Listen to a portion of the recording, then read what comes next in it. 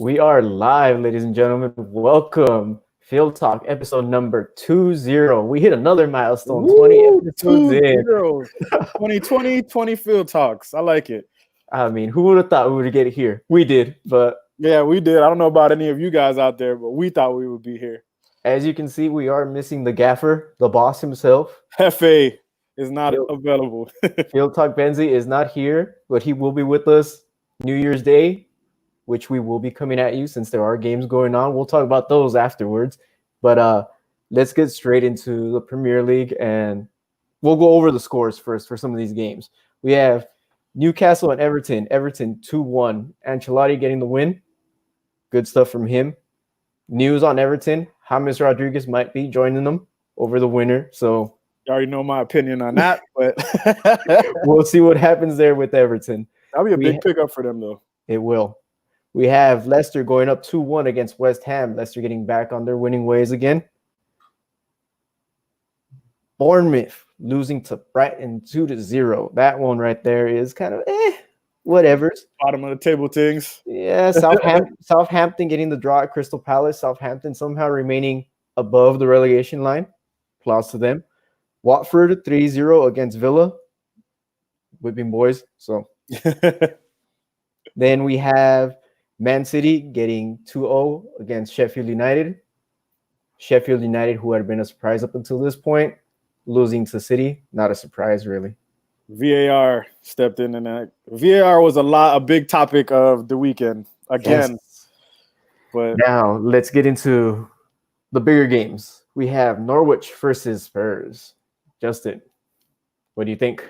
I mean, like I told everyone in the beginning, like I didn't have Norwich being relegated, even though it looks like they're gonna be gone. The thing about Norwich is that they come and they play football. Like they're not scared to like play. They're not gonna sit back. They're gonna go back and forth, and they're gonna try to play.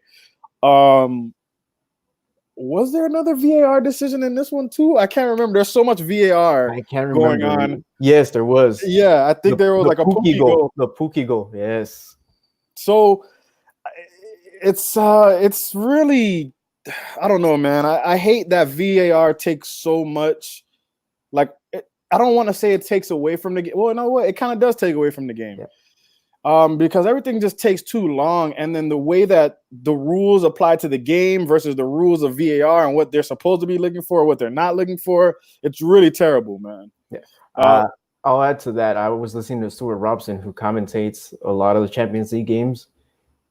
And he was saying that he's gotten a view of the VAR, especially the offside one, where it is millimeters. The line is millimeters off. He's seen it at points where the lines are right on top of each other.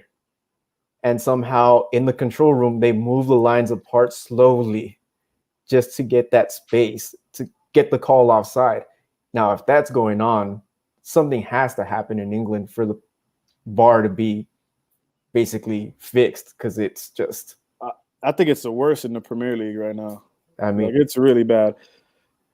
And the angles, though, too. Like, is it me or like, why isn't there an angle down the line straight? Why are we looking at an aerial view of like the top when we should be looking right down the line where the linesman is seeing? Yeah. For accurate. That's what I don't understand. Like, and there's never a view like that. It's always aerial. The eagle eye cam. I don't get that. Yeah. It should be a laser beam across the field. That they've got to do something with it. But to get back to your original question about the game, it was actually a really good game. Yeah. Spurs are, I don't know if they've gotten better under Mourinho or not. They still have some of the same issues. But I mean, as far as a neutral, watching those two teams play, it was a really good game. Norwich probably should have won. Yeah. But hey, it's the way the cookie crumbles in the Premier League now. Yeah. Dele Alli somehow back in form again under Mourinho. After talking so much crap about Mourinho. Yeah, you saw those tweets they brought up of him back in the day? Like, I'll never play for Mourinho. Joke's on you, bro. He's playing and he's having some of his best football of his life right now. So cheers to him. But I feel Norwich got robbed in this one. Pookie got robbed of a goal. So Mourinho escapes again somehow. Now let's move on to the next game of the day, which we have Burnley and Man United. Oh, yeah. A Man United that is back in form right now.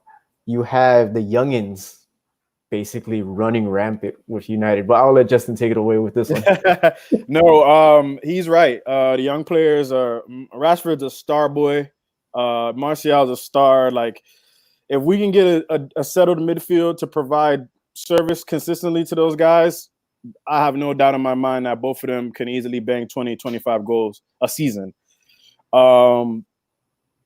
Finally, a clean sheet, first clean sheet since September in the Premier League for Man United. Big things happening, and it's only Burnley, but still, you got to take it when it comes. And the form of our forwards right now, Mason Greenwood didn't even play in that game. The young kid, but I'm hyped. I mean, it's good. It's a good way to respond to losing to Watford 2-0. How the hell that happened, I don't know. But we come back with a 4-1 win against Newcastle, and then we followed up with a 2-0 win against Burnley. It's great. I'm happy. I can't really complain. Fred has grown into his role. He looks like he's an actual player now. Big shout out to Pastor Fred in the midfield. And it's just that was a really good, solid away win. The boys worked hard. We were under pressure a little bit, but they held it down. And they got the 3 points. And we move into fifth. I believe we are now 4 points, off of Chelsea right now. So I am hyped. My boy Martial scoring goals. What can I say, man? It's a good way to go into New Year's Day, which is a big game coming up. I am becoming a big fan of Daniel James. Yes. That boy is incredible. He pushes forward. I mean, he gives no F's about what's going on. He's a star in the making for United. Yeah, man. And he doesn't give up at all. All game. That front line, again, it's firing on cylinders. Who can come in now as a midfielder? Yeah, Pogba. That was a surprise. Why Pogba wasn't not even on the bench. Right.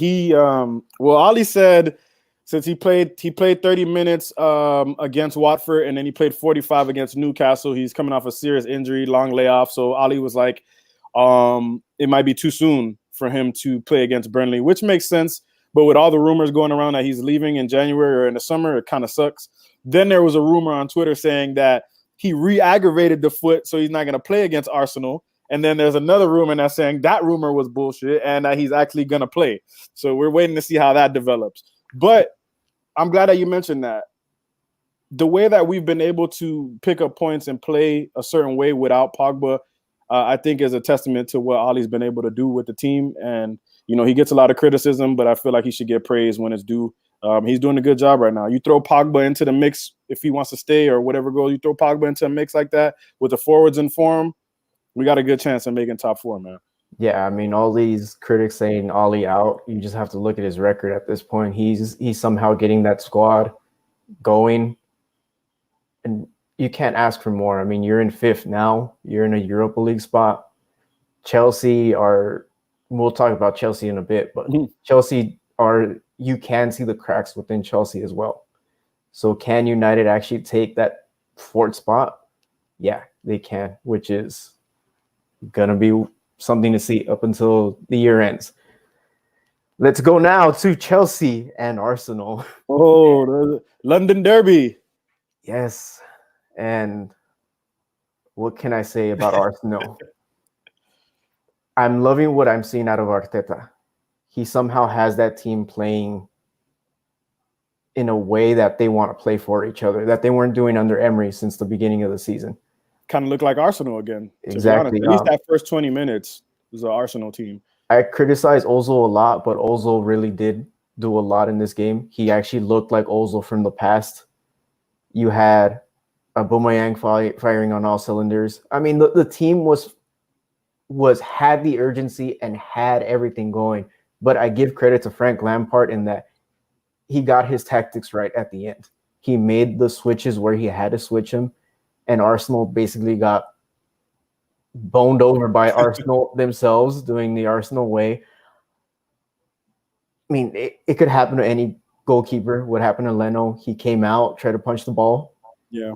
Just missed it. I'll blame David Luiz all I want at this point, but he just missed it. And we've seen De Gea, who is a higher end keeper, have his mistakes. Yeah. So these mistakes happen to anyone. I feel bad for Arsenal, and once Chelsea did get that equalizer, you just saw Arsenal just flat out. Yeah. So would I have loved for Arteta to get his first win? Yes, I would have. But you're seeing slowly but surely his philosophy, his way of playing the game now come in. Now all we do need are fullbacks. We need 2 good fullbacks. Sell Xhaka to Hertha Berlin, which the rumor is that he's off. Yeah, he's off back to the Bundesliga, where he does better, and I'll even admit it. Also, if you can get his wages off the books, again, also better. Solid outing from Arsenal, not what I want, but that's what that is. Let me ask you, do you think, because you guys, I think Arsenal's 12th right now. Yeah. Is it absolutely mandatory for them to do something in this January transfer window? Do they have to get reinforcements to solidify like a mid-table, top-table finish? Or can Arteta do it with what they have? I think they have to do something. They've got to get a defender or 2. They've got to do something in January. I feel like Manchester has to do something as well. But I'm like, from your perspective, what do you think is the main piece if they do dip into the January market? Defenders. Well, it has to be defenders all the way. Sure. Your midfield is set. I would say Torreira, Guendouzi, and then Ceballos is great for your midfield to me. I think when Ceballos got out, that somehow brought down Arsenal in a way. Mm-hmm.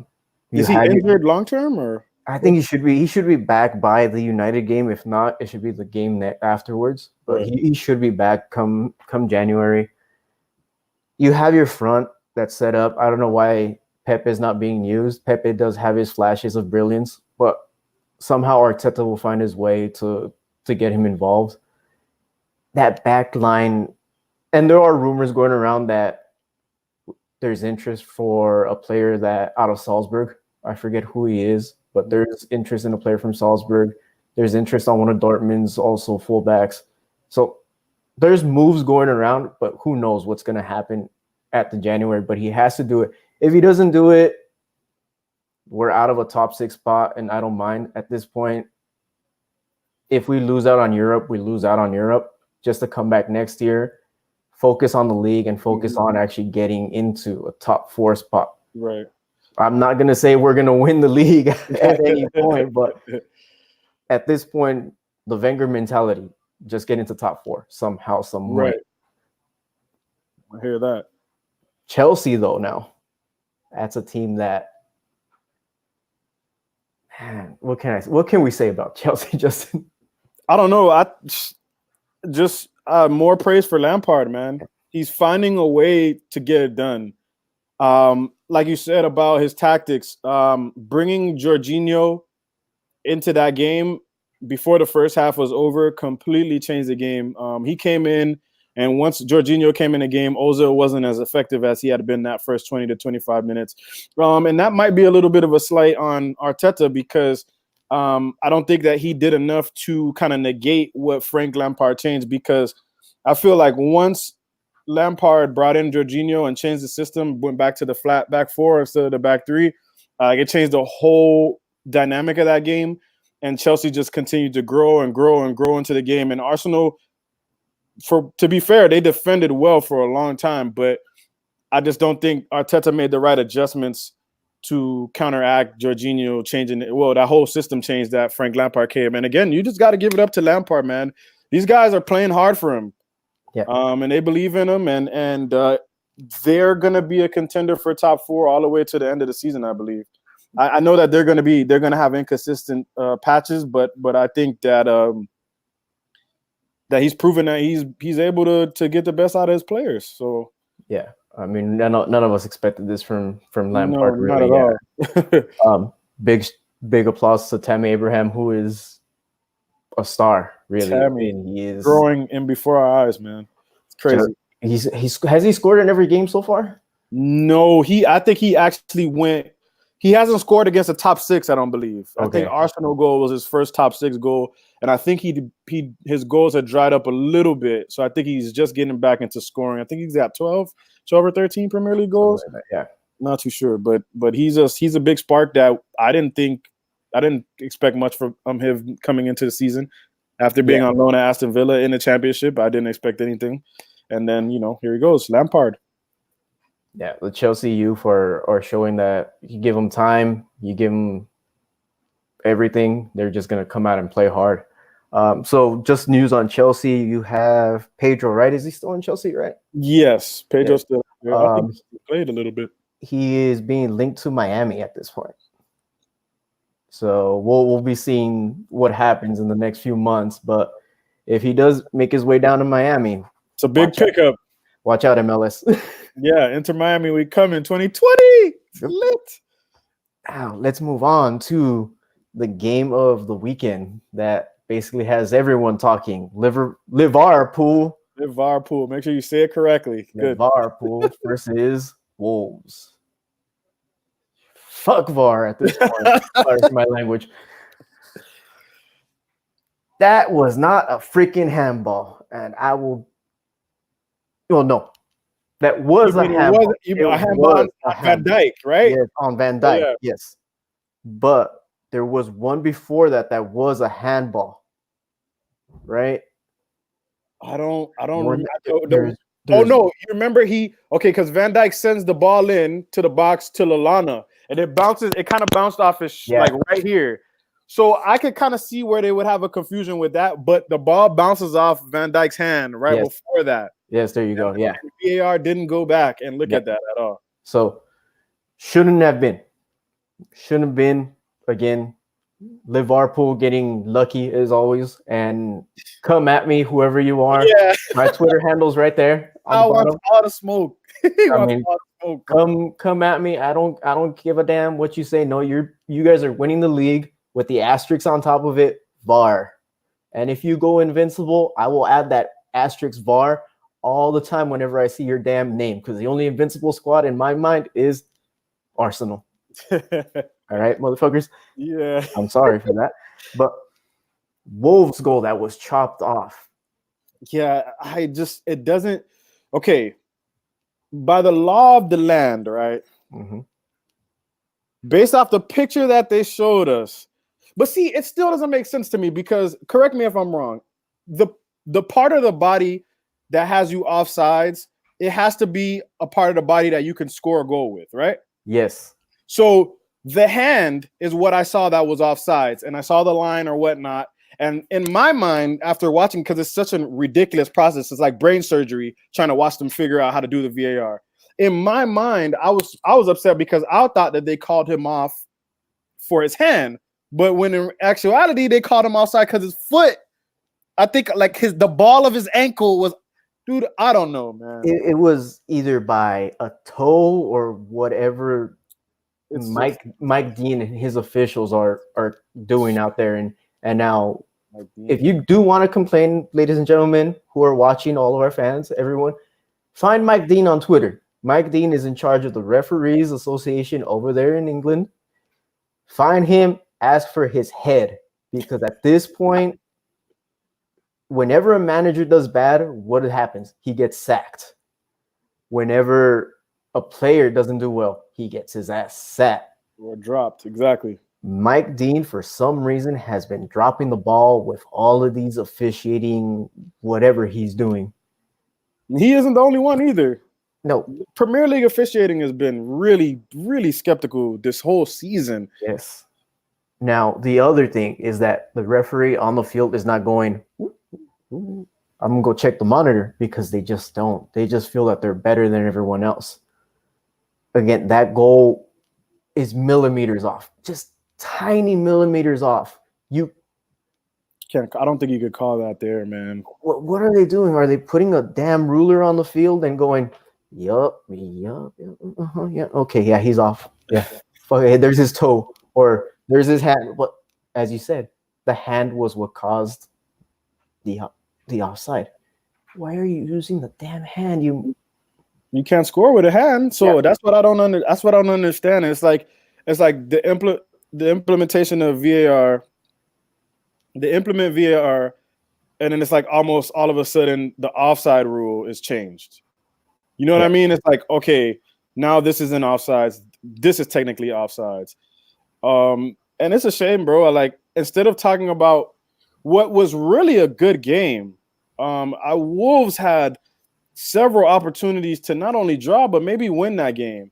Yep. And then VAR just kind of just overrules that, man. You see the 19-year-old kid Neto scores his first goal in the Premier League against the Scousers in Anfield. You know what I mean? And the celebration, the eruption, everybody's going crazy. And then all of a sudden it's like, oh, pause, we got to go look at it. Yeah. And then that whole moment is taken away. And there's no way to get that energy back, you know, into the rest of the team. So it kind of sapped. I don't know, man. I freaking hate VAR, bro. It was 5 minutes, about 5 minutes, where they're just going back and forth, just finding out what the heck is going on. It takes too long, entirely too long. Possession-wise, it was 60-40. That's how close it was for both teams. Of course, Liverpool had the most, but you can see how close this game was just from the possession aspect of it. Wolves wanted it bad. They did. And they were coming at Liverpool so much. It looked to be their first loss. It looked like it was going to be their first loss. Again, come at me, whoever you are. If you're a fan of Liverpool, come tell me all your smoke, whatever you want to tell me. Yes, I root for an MLS team, so what? At least VAR over here does it right, mother. As you can see, Sal is very upset with. I'll point you to an A-League video where it shows the officials speaking to each other. Literally, the guy in the control room tells the official, all right, I need you to go review the play. Yes, I seen that. And they were actually talking about that. Hopefully that is where VAR goes into the major leagues as well. Because it's important. If they're going to take that long to come to a decision, then everybody else should be able to hear what's going on, what's going into that decision. What are you guys looking at? Why are you looking at it? But we don't get anything. All we do is we get a pause. Oh, there's a check on the screen, possible penalty. Like it just doesn't make sense. It's not doing what it's supposed to do. The perfect form of VAR, in my opinion, was in the World Cup, 2018 World Cup. The way they used it, it kind of felt like, all right, this is actually perfect for soccer moving forward, because it was used to the T. Hey, this is it. We got to look at it. Boom, boom, boom. All right, goal, no goal, offsides, penalty, red card, whatever. Mm-hmm. But I don't know, man. Premier League, the way I'm trying to keep myself zen and not get as pissed off as you, because you know I'm a Man U fan, so I cannot stand the Scousers. Yep. But it's just a frustrating thing, man. It's a frustrating thing. And you know what? I'm going to go ahead and join my brother Sal Talk Soccer in saying, any of you Liverpool fans want any smoke, got anything to say about us talking about VAR winning you guys the league after 30 years, come see us. That is my Twitter handle too. You can come see us at FieldTalk Pod on Twitter as well. It's just the truth. I know that Liverpool fans are not going to want to hear it. I don't want to take anything away from, you know, how well your team plays, but VAR has consistently stepped in and helped y'all throughout the entire season, and that's just a fact. Yep. I mean, City fans can complain all they want, but they've been robbed as well. They've got robbed. They've been robbed worse than any other team in this damn league. And so, oh God, we're looking at a situation where, going back to the World Cup as well, look at all the officials. None of them were English officials either. Nope. There were no English officials. So Premier League, there's your stat of the day. No English fucking officials. But kudos to Wolves. No kudos to Liverpool. They are 13 points ahead at this point. Clear. Right? Yep. So, looks like the end of football is coming soon. Yeah. Unless there is some historic bottle job in the works. Yeah. I'm praying for the historic bottle job. Football gods, I mean, you did it once. Please start the collapse somewhere, man. Did it once. I mean, I don't think they're gonna go invincible though. No, they won't. Somebody's gonna beat them, bro. Somebody's gonna catch them. They have to. I mean, what are the next games? I don't. Who do they play? Somebody not on New Year's Day. I think the day after. The day after, yeah. Let's see. Let's see Liverpool. Who do you play? Who are your next games? I know we played them I think we played them at near the end of the month. And in then February they play Southampton, Norwich, West Ham, and Watford in February. So my God. March you got Bournemouth, Everton, and Crystal Palace. Jesus. April you got They're gonna win the league. Oh my God, they're gonna win the league. All right, April. man. Stop talking about them, Let's please. just stop. Yeah, let's. Moving forward, looking ahead, guys. Yeah. Shit is fixed. Let's go for it. As you can see how frustrated we are. That's pretty much the recap on all the big stuff that happened over the festive period. And then we're going to talk about this really quick, make some predictions, because this game affects two of yours trulies in this channel. It's Man United versus Arsenal on New Year's Day. The original and probably wouldn't want to say the greatest rivalry in Premier League history. Yep. These old rivals come at it and they meet each other again on New Year's Day. Sal, you want to go ahead and make a prediction? Whew. I will go 2-1 of my boys at Arsenal. I think Arteta has them rolling. If he can somehow fix his tactics, which I'm sure he is fixing. I saw photos of him already after the defeat against Chelsea. He had the boys already practicing right outside at the Emirates again. So I have hope for them. So I'm going to go 2-1. 2-1. Yeah, I was thinking 2-1. All right, you know what? I'm going to go. I think Greenwood's probably going to come back in. I'm going to go big. I'm going to go 3-1 at the Emirates. Man United. Now, I'm going to throw a little twist on this too. If we lose this game, if Manchester United loses this game or draws this game, I will hit the New Year's Day episode with a bag on my head. What's up? Do you want to take this bet or not? So I'll come into this game. If we get a draw or a loss, I will hit this episode on New Year's wearing the United shirt. I'll make sure it is a red shirt as well. Yes. And I will speak on that horrible loss that we had a few years ago, which I blocked out of my mind, but I will speak on that loss. So you heard it here, folks. You guys are going to have a Man United fan in a freaking bag over his head praising Arsenal, or you're going to have an Arsenal fan in a United jersey praising United and talking about that 8-2 slacking at Old Trafford a few years ago. It's going to be great. It's going to be great. So you, again, for the record, you had a 2-1 win. I had a 3-1 win for United. I'm excited. We'll say Benzie has a 2 draw at this point. Yeah. FieldTalk Benzie going to go with the 2-2 draw. I know that's what he'll probably try to do to take the sting out of everything. So it'll probably be a 2-2 draw from Benzie.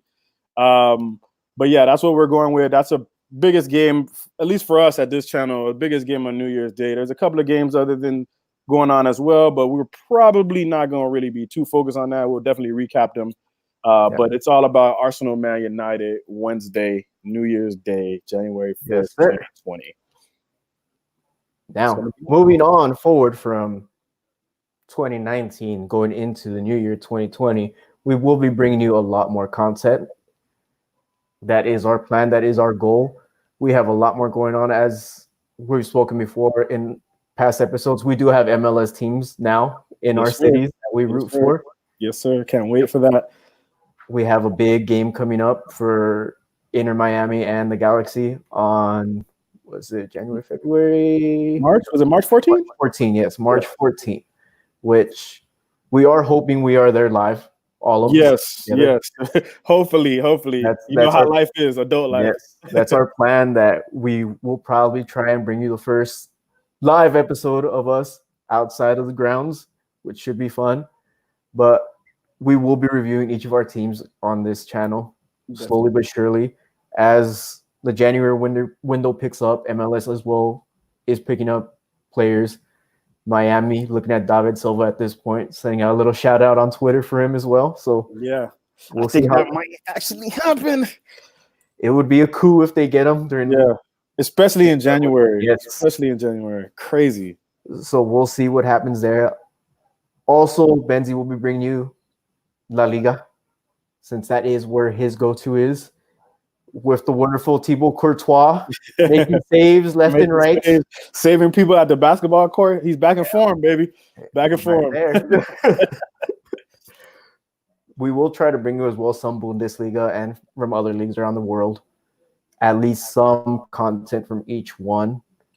Rumors, innuendos, everything that goes on with the sport. So just keep an eye out, and I'll let Justin take it from here. Definitely. So you guys already know what to do always. And if you forgot, here it is. Follow at FieldTalk Soccer. Follow at FieldTalk Just _. Follow FieldTalk. I can't even say his name because he's not here. I usually read it. Follow. What is it? FieldTalk Benzi, right? No, it's FieldTalk _ Benzi. Follow FieldTalk _ Benzi, the boss. We're coming for you 2020. Like Sal said, we got new content coming. We're going to try to drop more videos. Maybe try to keep up with the January transfer window as well. MLS coming. Sal might drop some A-League. We might have some new segments. We might dance. We might pull out animals. Special guests. We're trying to really, really bear down on everything in 2020. Try to keep growing the channel and just try to make it big. So, stick with us. We're growing. It's been a lot of fun. And we're hoping to continue that streak in 2020. And there it is. I like it. There it is. FieldTalk. Hey, and we're bringing back. There you go, Sal. We're bringing back content. That's what I can't wait for. And then hopefully I don't have to be a liar anymore when I say content. So again, follow at FieldTalk Soccer. Follow at FieldTalk Just _ at FieldTalk _ Benzi. We are FieldTalk. And I believe we're out. We'll see you guys later. Bye-bye. Peace. Happy New Year.